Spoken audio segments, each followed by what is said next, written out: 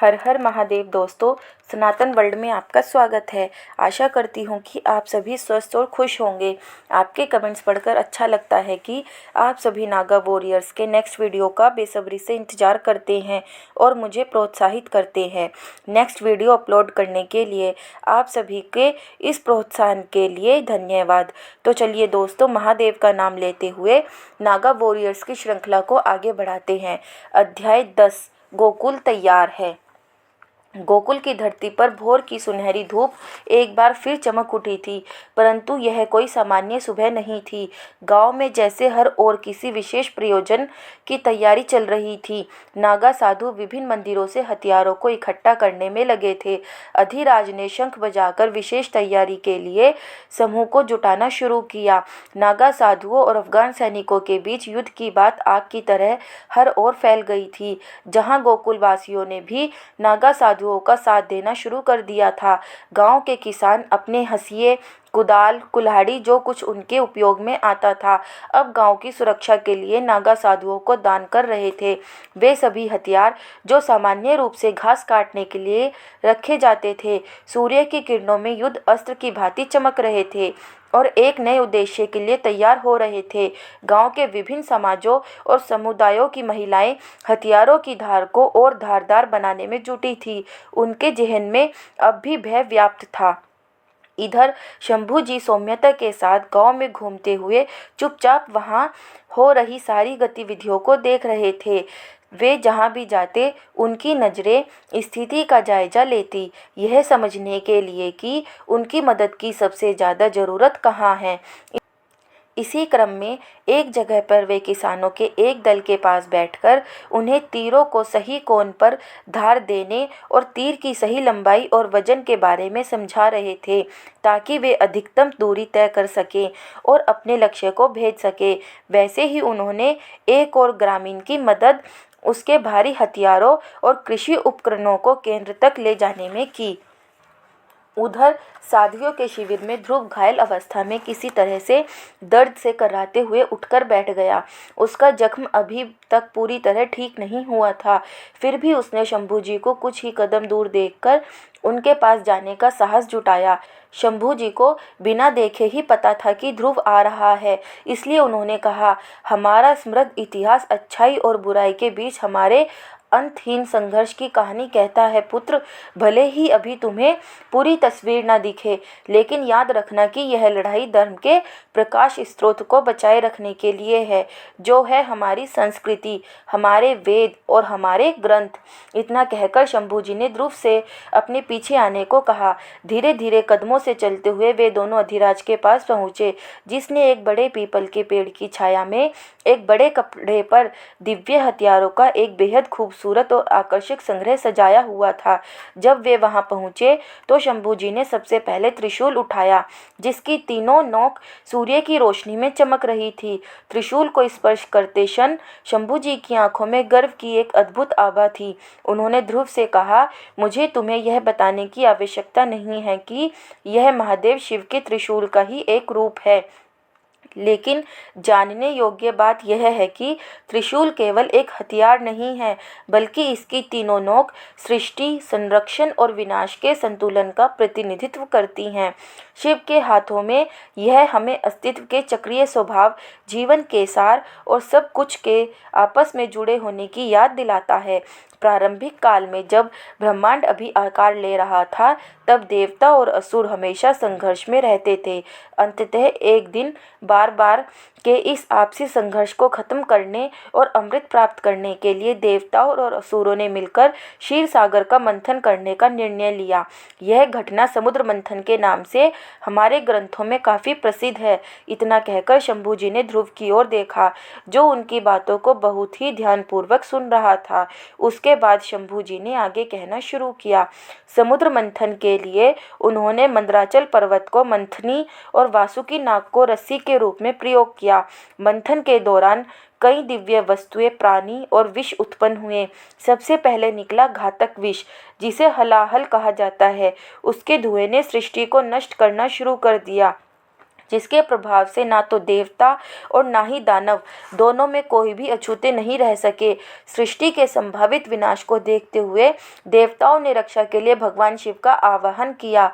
महादेव आए भी और अथाह करुणा के सागर भगवान शिव ने दुनिया को बचाने के लिए उस हलाहल विष को पी लिया। हालांकि विष ने शिव को नुकसान नहीं पहुंचाया, लेकिन उसने उनका गला नीला कर दिया। उसके बाद ही उन्हें नीलकंठ या नीले गले वाले के नाम से जाना जाता है। लेकिन यह कहानी सिर्फ इतनी ही नहीं थी, बल्कि विष की तीव्र ऊर्जा को निष्प्रभावी करने के लिए शिव को एक अत्यंत शक्तिशाली हथियार की आवश्यकता थी। कहा जाता है कि ब्रह्मांड ने खुद उनकी आवश्यकता को पहचानते हुए त्रिशूल को अपने तत्वों से गढ़ा। शिव को दिया गया त्रिशूल सृष्टि, संरक्षण और विनाश, ब्रह्मांड के तीनों कार्यों पर उनके नियंत्रण का प्रतीक है। उस पल से यह त्रिशूल भगवान शिव का हिस्सा बन गया, जो उनकी ताकत और ऊर्जा का प्रतीक है। यह उनके तीनों लोकों, भौतिक, आध्यात्मिक और अदृश्य, पर नियंत्रण का भी प्रतीक है। विभिन्न शास्त्रों में भगवान शिव को त्रिशूल का उपयोग करके ब्रह्मांड में संतुलन बहाल करने, बुराई को दूर भगाने और धर्म की रक्षा करने वाला बताया गया है। इतना कहकर शंभू जी ने त्रिशूल को नीचे रख दिया। अब शंभू जी की उंगलियां एक धनुष की तनी हुई प्रत्यंचा को छूने लगी थी। उन्होंने उसे उठाते हुए कहा, एक समय की बात है, प्राचीन मिथिला राज्य में राजकुमारी सीता के लिए एक भव्य स्वयंवर आयोजित किया गया था। देश भर से आए राजकुमार और योद्धा उनके साथ विवाह करने का मौका पाने के लिए इकट्ठा हुए थे।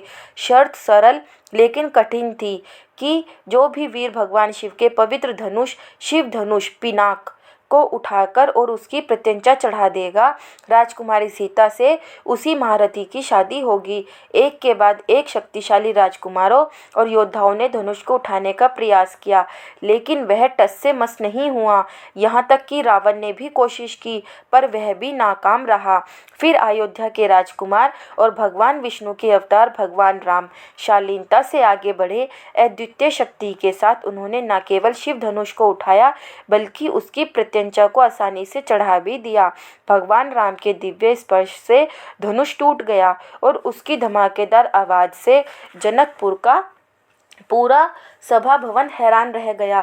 इस कारनामे ने जहां कई लोगों को चकित कर दिया, वहीं यह भगवान विष्णु के छठे अवतार और भगवान शिव के भक्त परशुराम को बहुत क्रोधित कर गया।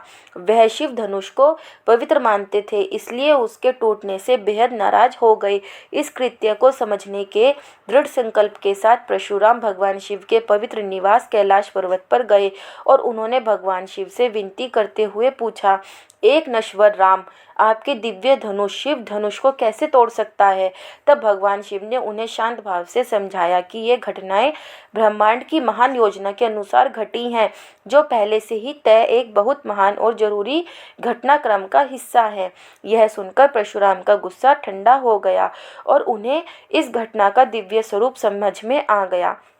भगवान शिव, जो बेहद दयालु हैं, उन्होंने परशुराम के क्रोध को पूरी तरह शांत करने के लिए शुभ कामना के रूप में उन्हें एक दिव्य धनुष भेंट किया, जिसका नाम था विजय धनुष, जो भगवान शिव की आशीर्वाद और क्षमा का प्रतिनिधित्व करता था। परशुराम ने भगवान शिव के सामने कृतज्ञता के साथ विजय धनुष स्वीकार किया और देखते ही देखते दोनों दिव्य प्राणियों के बीच उत्पन्न तनाव की स्थिति सामंजस्य में बदल गई थी। इतना कहकर शंभू जी ने धनुष को उसके स्थान पर रखते हुए कहा, यह अद्भुत कहानी हिंदू इतिहास के गूढ़ और महान संबंधों को प्रकट करती है। अब शंभू जी की उंगलियां सुदर्शन चक्र की ओर बढ़ी और उन्होंने उसके बारे में बताते हुए कहा, यह हथियार भगवान कृष्ण से जुड़ा है। कहा जाता है कि इसे विश्वकर्मा ने बनाया था।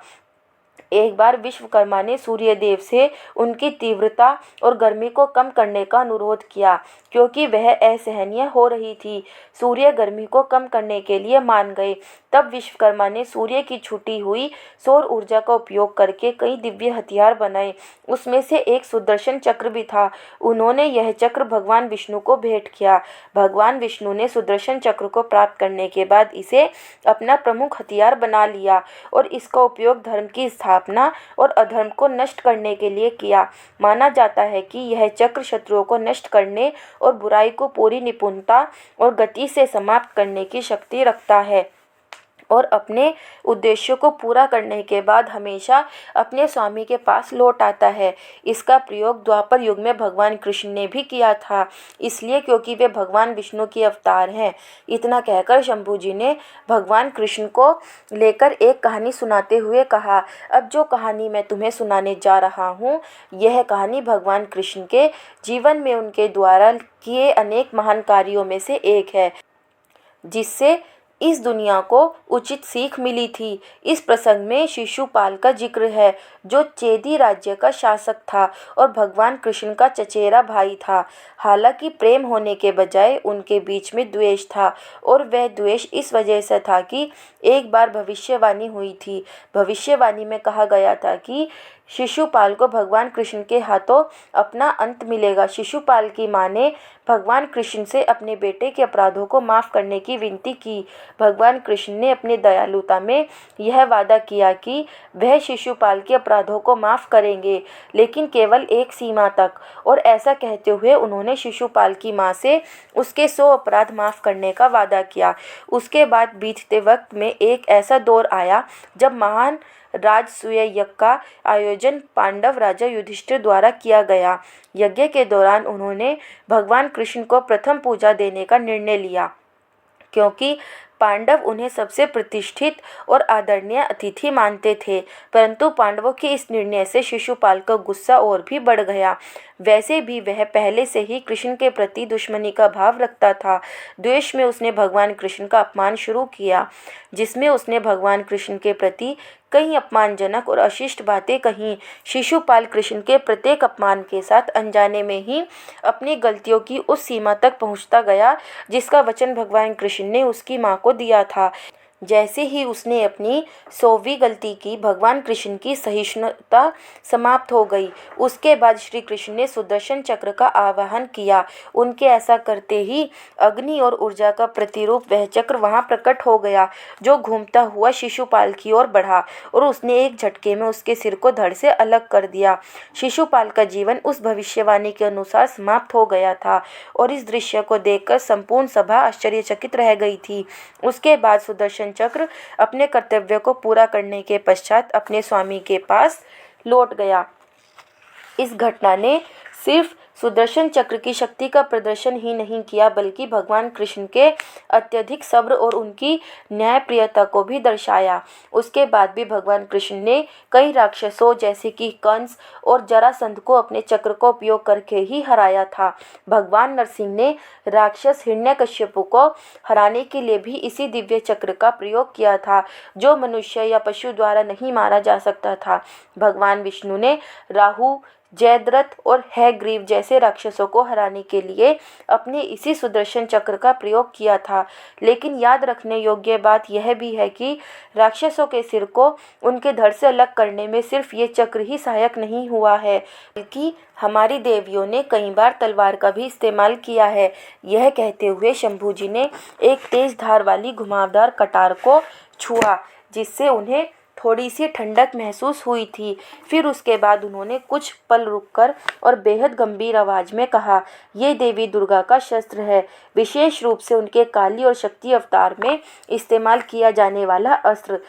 तलवार दिव्य ज्ञान का प्रतीक भी मानी जाती है, जो अज्ञान को काट देती है। तुमने अगर कभी गौर किया होगा तो तुमने अवश्य देखा होगा कि माँ काली हमेशा किसी राक्षस के एक कटे हुए सिर को पकड़े होती हैं। उस कटे हुए सिर का मतलब है अहंकार, जो अनियंत्रित हो जाने पर हमें भटका सकता है। माँ काली हमें यह सिखाती हैं कि कभी कभी शांति और पवित्रता को खोजने के लिए हमें अपने आंतरिक राक्षसों का सामना करना पड़ता है। इतना कहकर शंभू जी ने ध्रुव की ओर देखा, जो चकित होकर उनकी बातें सुन रहा था। उसे अब यह समझ आ चुका था कि शस्त्र का उपयोग सिर्फ युद्ध में हथियार के रूप में नहीं किया जाता, बल्कि जीवन के अर्थ को समझाते हुए ज्ञान के प्रतीक में भी इसका उपयोग किया जाता है। उसे यह भी समझ आ चुका था कि जो ये कहानियाँ शंभू जी ने उसे सुनाई थी, वे सिर्फ युद्ध और विजय की नहीं थी, बल्कि गुण, मूल्य और जीवन की गहरी सच्चाइयों को समझने के लिए भी थी। उसी समय जब शंभू जी ध्रुव को अस्त्रों देवताओं द्वारा किए गए महान कार्यों के बारे में बता रहे थे, तब वही पास में बैठे नारायण और अजा अपने अपने हथियारों में धार तेज कर रहे थे और साथ ही साथ युद्ध नीति पर भी चर्चा कर रहे थे। लेकिन वह सब करते रहने के बावजूद उनका ध्यान शंभू जी की बातों पर था। फिर जब शंभू जी ने अपनी बातों पर विराम दिया, तब वे दोनों शंभू जी की ओर देखकर मुस्कुराए, क्योंकि वे यह समझ चुके थे कि शंभू जी ने इन कहानियों के माध्यम से ध्रुव के दिल में धर्म की एक मजबूत नींव रख दी थी, जो इस जैसे युवा दिलों के अंदर वर्षों तक जीवित रहेगी। पहाड़ की तलहटी में नागा योद्धाओं की भीड़ लगातार काम कर रही थी। भारी पत्थरों को धकेलते रहने के कारण उनकी मांसपेशियां तन गई थीं। उनके चेहरे पर पराक्रम की भावना तैर रही थी। वनराज भी अपने महान हाथी दुलारी की मदद से योगदान दे रहा था, जबकि छोटा गोलू अपनी माँ के साथ हर जगह बस चलता था। वह महान पशु जिसकी सनसनी वाली आवाजें पूरी घाटी में गूंजती थी, लकड़ी के बड़े टुकड़ों और सूखे घास के ढेरों को खींचकर जरूरत के अनुसार नागा साधुओं के पास ले जा रही थी। उसकी शक्ति और सहयोग युद्ध की तैयारियों में बेहद महत्वपूर्ण साबित हो रहे थे। गोकुल की ओर जाने वाले मुख्य मार्ग पर नागा साधुओं द्वारा युद्ध की तैयारी करने के कारण हलचल बढ़ गई थी, जहां हर बीतते वक्त के साथ नागा अपने रक्षा कवच को और मजबूत करते जा रहे थे। नागा योद्धाओं द्वारा बड़े बड़े बंडलों के रूप में लाए गए घास के ढेर को गोकुल के मुख्य मार्ग पर ध्यानपूर्वक रखा जा रहा था। यह ऐसी वैसी घास नहीं थी, बल्कि वे सबसे सूखी थी, जिसके साथ ज्वलनशील पदार्थ भी बर्तनों में भरकर लाए गए थे, जिसे नागा साधुओं ने अत्यंत सावधानी के साथ रास्ते पर रखी उस घास पर छिड़क दिया था, जिसकी तेज खुशबू आसपास की मिट्टी की गंध के साथ मिल गई थी। धूप में वह ज्वलनशील तेल चमक रहा था और अपनी जलने की प्रवृत्ति को दिखाने के लिए व्याकुल था। इसी बीच वनराज और कुछ नागा साधुओं ने लकड़ी के बड़े बड़े लट्ठों से रास्ते को बंद कर दिया। उनकी मंशा दुश्मनों को उन रास्तों पर जाने के लिए मजबूर करना थी, जहां उन्होंने उनके लिए पहले से जाल बिछाए थे, जहां सरदार खान की गोकुल की ओर आगे बढ़ती हुई सेना को इस बात का पता नहीं चलने वाला था और तब तक बहुत देर हो जाने वाली थी। नागा लगभग अपनी पूरी तैयारी कर चुके थे और जैसे जैसे उनकी तैयारियां समाप्त होती गई, वहां की हवा में एक अद्भुत एकजुटता की भावना घुल गई थी। नागा अपने दृढ़ संकल्प और अपनी अथक मेहनत के दम पर किसी भी खतरे के खिलाफ अपने स्थान और अपने लोगों की रक्षा के लिए तैयार खड़े थे कि तभी मठाधीश द्वारा एक घोषणा हुई। मठाधीश चिल्लाकर सभी नागा साधुओं को संबोधित करते हुए कह रहे थे, हमारे सभी साथी एक जगह एकत्रित हो जाएं, हमें एक प्रतियोगिता का आयोजन करना है। सभी नागा साधु उस आदेश को सुनने के साथ ही वहां देखने के लिए जमा हो गए कि ये प्रतियोगिता किस बारे में है। मठाधीश ने एक बार फिर कहा, यह प्रतियोगिता गति और सहनशीलता को लेकर है, जो हमें सबसे तेज नागा सैनिक को चुनने में मदद करेगी। इतना सुनते ही सभी नागा साधु पंक्ति में लगने लगे। तब मठाधीश ने उस प्रतियोगिता में भाग लेने से सभी वरिष्ठ जैसे अजा, नारायण और शंभू जी जैसे नागाओं को रोक दिया। तब वनराज मासूम सी शक्ल बनाते हुए आगे आया और पूछा कि क्या वह नागाओं के साथ प्रतिस्पर्धा कर सकता है। यह पूछने के साथ वनराज को उम्मीद थी कि मठाधीश उसे इस प्रतियोगिता के लिए आज्ञा दे देंगे, लेकिन मठाधीश ने ना में सिर हिलाया और वनराज निराश हो गया। मठाधीश ने आगे कहना शुरू किया, जिन्हें योग्यता, आयु और शक्ति के आधार पर चुना गया है, उनके लिए यहाँ यह चुनौती है कि दूसरी ओर आपके रास्ते को रोकने वाले अन्य नागा खड़े हैं, जो आपसे अनुभवी और शक्तिशाली हैं। उसके बाद आप जैसे ही आगे बढ़ेंगे, दूर से आप पर नकली तीरों से हमला किया जाएगा, जहां आपकी गति को दूसरे नागाओं द्वारा शारीरिक शक्ति और नकली हथियारों से रोकने की कोशिश की जाएगी। इस दौड़ को जीतने के लिए आपको चौकन्ना रहना होगा और सजग भी, ताकि आप तीरों और रोकने वाले लोगों से बच सके और अंत में जो भी अजा तक पहले पहुंच जाएगा, वही विजेता चुना जाएगा। अपने संबोधन को खत्म करने के बाद मठाधीश ने अजा की ओर देखा और यह समझते हुए उसे इस दौड़ का आयोजन करने का निर्देश दिया कि कठिन परिस्थितियों में भी गति कितनी महत्वपूर्ण होती है। प्रतियोगिता का आरंभ हो चुका था। हवा में हर ओर जैसे रोमांच खुल गया था। 70 युवा नागा साधु अपनी अपनी लंबी जटाओं को खुला छोड़कर दौड़ की शुरुआत करने वाली रेखा पर खड़े थे। उनमें से प्रत्येक एक अनुभवी योद्धा था जो वर्षों के कठोर प्रशिक्षण और अनुशासन के परिपक्व हो हुआ था।